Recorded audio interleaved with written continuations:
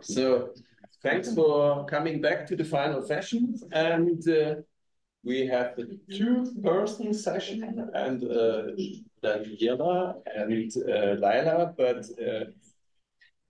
kindly wise, our moderator now is Martijn. Martijn, I hand it over. Thank you. All right, so welcome everyone to the final session. Day's going quickly. I introduced two speakers. First, introduce Daniela, and once later does her talk, I will introduce you. So, Daniela, I hope I'll do you justice by saying that you're an historian and researcher of Nazi Germany and Jewish experience during the Holocaust. You're a lecturer at Western Galilee College, and, important, you obtained a fellowship at Yale University recently. You publish on Nazi propaganda and Jewish resistance during the Holocaust with a focus on Jewish partisans. And you can read one of our articles in my journal, the Journal of Slavic Military Studies. The floor is yours. Thank you so much for the introduction. And I want to thank the organizers, Olaf, Verena, Boaz, and all the team for organizing such a wonderful workshop. I'm so privileged to be here. I also want to say that it's the first time that I'm presenting on this topic. Anyway, on August 13, 1946,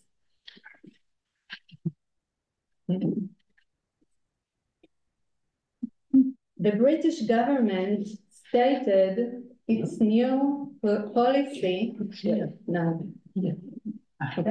Its new policy. We recording. Toward illegal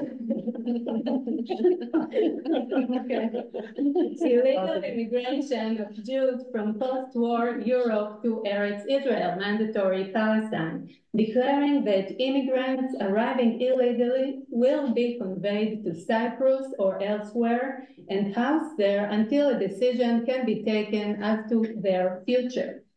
During the 30 months of the detention camps, existence in Cyprus, over 52,000 Holocaust survivors were detained there under military rule. Among them were about 10,000 children and youth, many of them orphans. Additionally, 2,200 babies were born in the Cyprus camps. In February 1949, 8 months after the establishment of the State of Israel, the last of these refugees left Cyprus for Israel. Over time, the detainees organized themselves to conduct their daily lives. With the support of the JDC, the Joint, and the emissaries sent by youth movements and kibbutzim from Eretz Israel, an elaborate system was set up, consisting of educational, social, and cultural activities, including arts and crafts classes for the young and adults alike. This presentation focuses on this unique phenomenon of conducting arts and crafts workshops for youth behind barbed wire as part of their rehabilitation efforts.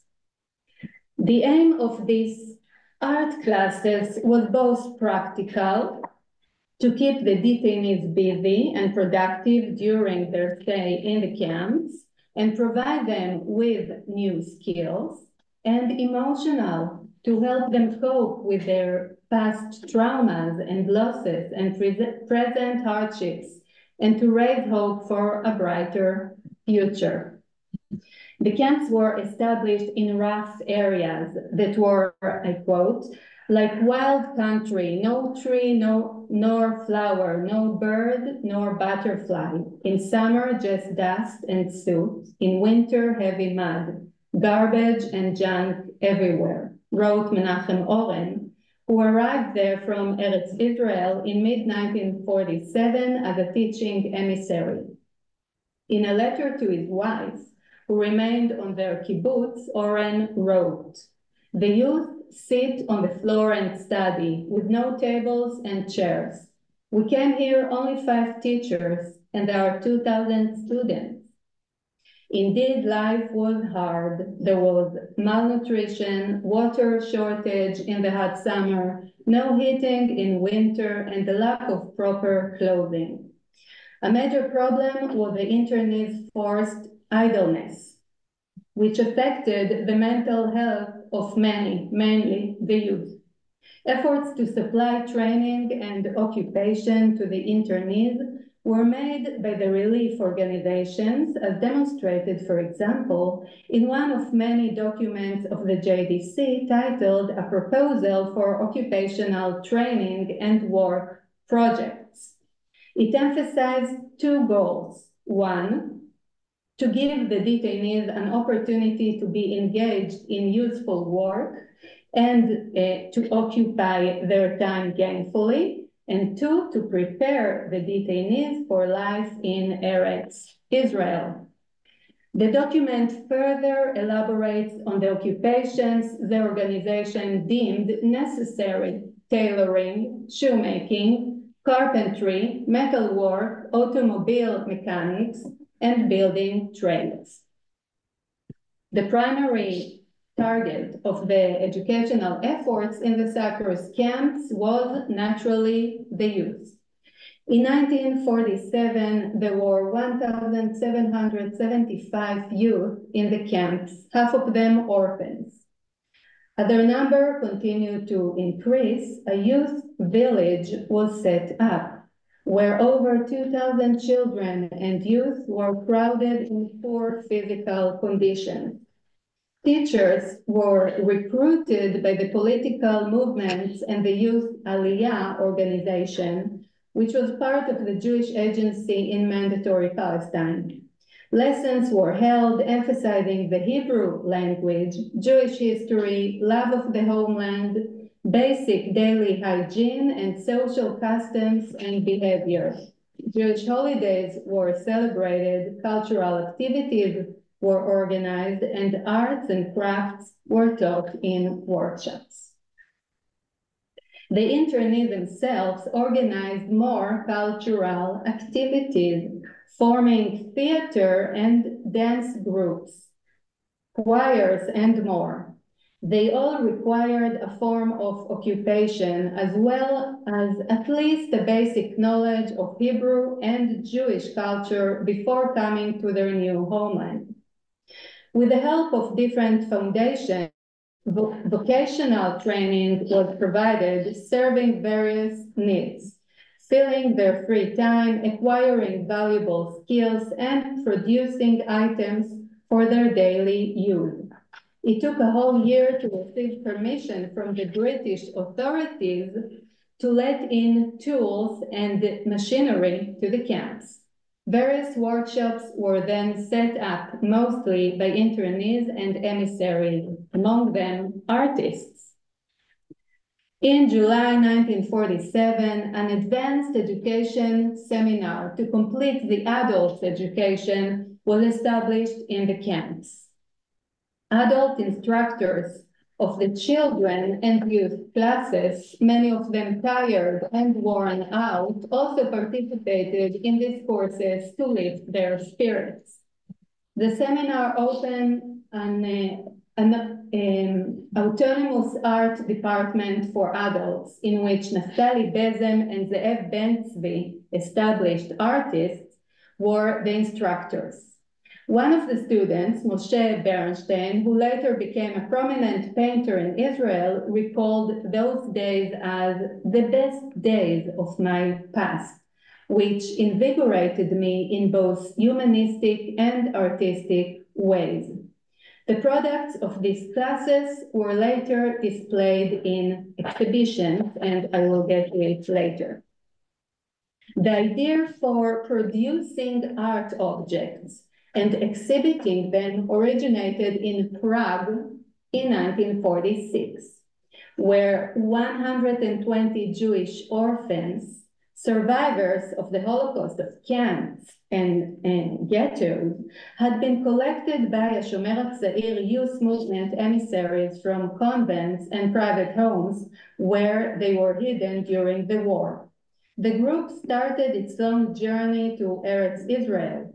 These boys and girls aged 13 to 16 headed to the port in Antwerp, Belgium, intending to board a ship to mandatory Palestine as part of the illegal immigration to Eretz Israel.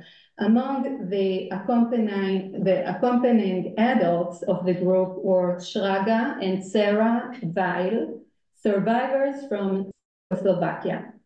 Shraga Weil was already a professional artist, and his wife was a Hebrew teacher.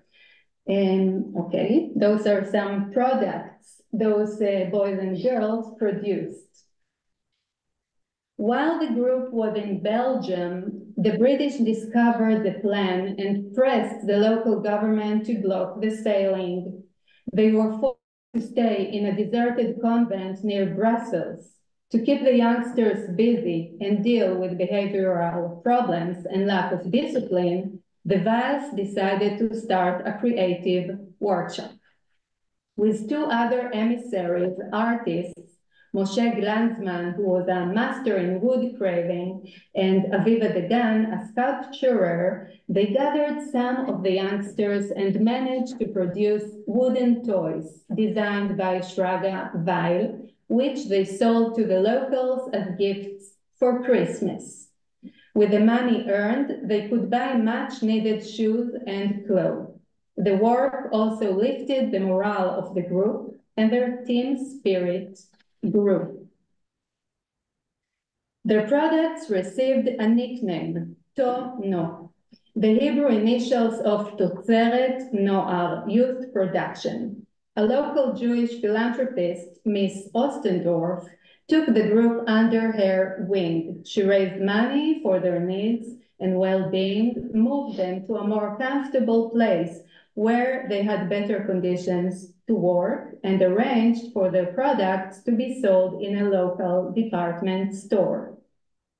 A short while later, the group was transferred to Marseille in France, from where they boarded a crowded ship with 2,500 refugees destined for mandatory Palestine. Their journey turned tragic after the British caught the ship close to the shore. An armed clash broke out, ending with 3 refugees killed and 27 wounded. This was a Theodore Herzl ship. All the surviving travelers, including the young ones, about 800 children, were deported to Cyprus in April 1947. The youngsters group stayed in Cyprus for 8 months, where they resumed their creative activities in a workshop opened especially for them. A core group of 25-30 of these young refugees developed and expanded their artistic skills, guided by the adult artists. They created sculptures from soft stone and sold them to the British soldiers, as well as to visitors and emissaries from Eretz Israel, who took them back as souvenirs. A lathe for woodcraft was built, painting lessons were given, and this creative occupation became an integral part of the educational and cultural activities, conducted mainly in Camp 65, the youth village. The students' achievements exceeded both their expectations and those of their teachers. Menachem Oren wrote, "We, the emissaries, felt their huge thirst for learning and acquiring knowledge from the first moment. They did not regard it as craft work, but rather as a creation. Indeed, a spirit of creativity was felt there and brought about wonderful results." Oren added that exhibiting the works in public awakened hidden creative powers among many youth who joined the classes and were eager to participate in the camp's prosperous cultural activities. And this is the products, some of the products of those youth in Cyprus, which are now preserved in the Yad Ya'ari archive and are taken care by Yuval Danieli, who helped me so much in my research. I want to thank him. Art is a strong tool for rehabilitation, said Edith Galush-Foldiak, a refugee from Hungary who was deported to Cyprus. Galush-Foldiak, a graduate of the Art Academy in Vienna, who was imprisoned in Austria during the war, volunteered to teach youth art classes, arguing that it was part of their emotional healing after all they had been through. She strongly believed, probably also referring to herself, that creativity and expression through art were means to build mental strength. After managing to procure clay from a nearby brick factory, she noticed that the youth were eager to produce ceramic utensils and artifacts, both artistic and for practical use.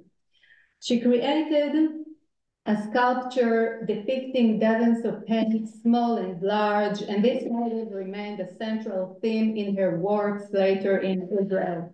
Menachem Oren remembered, the artistic activity started by Edith inspired others and swept up young and adults who mastered various skills.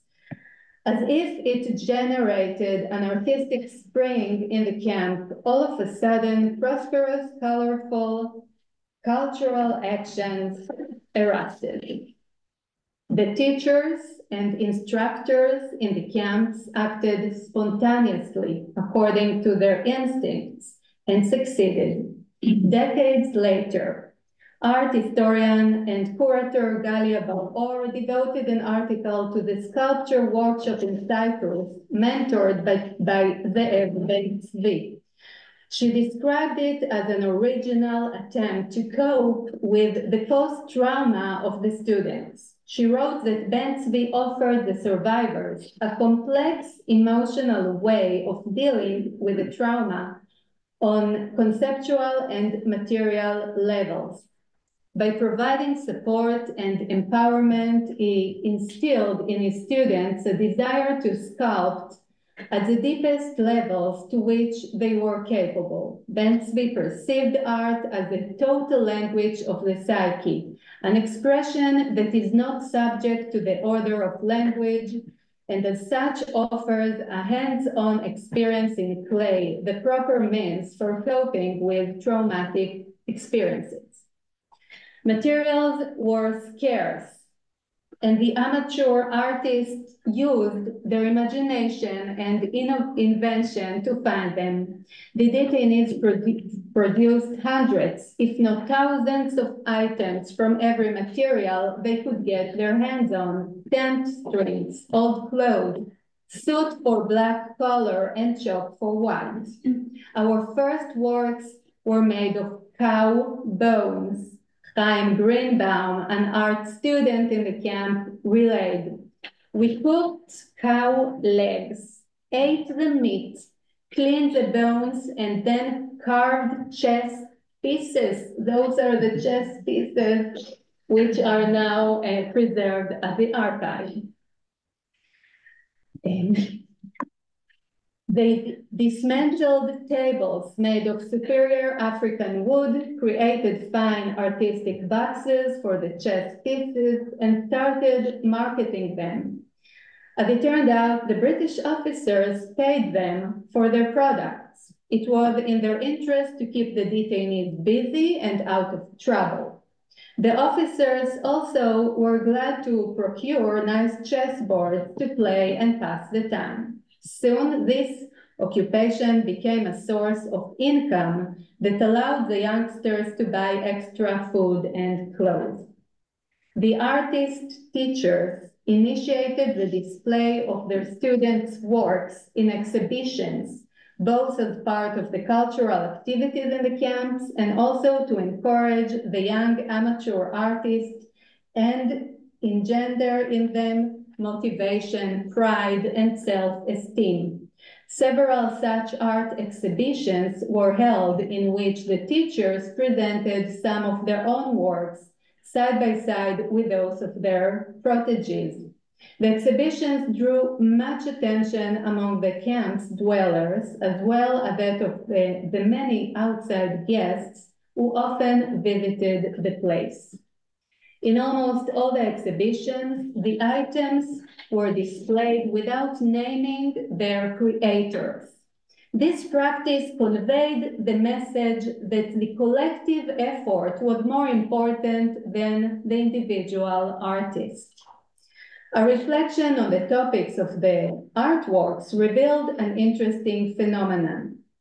One would have expected the young survivors to express their past experience through art and use creative means to vent their emotions and deal with their traumas, family, home, and childhood losses.